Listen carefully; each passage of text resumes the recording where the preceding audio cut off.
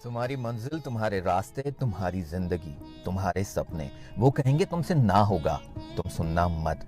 वो मजाक उड़ाएंगे, कह लगाएंगे, दिन में इतने सेकंड नहीं होते जितनी बार तुम्हें नीचा दिखाएंगे, तुम सुनना मत। वो बड़ी बड़ी इल्म की बातें करेंगे, जहां देखो वहां संसान लगाएंगे, पहले तो कभी मौका ही नहीं देते, और अगर कभी दिया तो जिंदगी भर एहसान जताएंगे, तुम सुनना मत।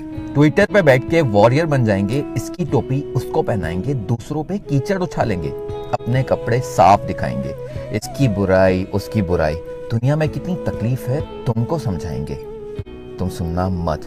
लगे रहो, डटे रहो, तुमको समझाएंगे, लेकिन अगर कभी मदद के लिए कह दिया तो साल भर नजर नहीं आएंगे।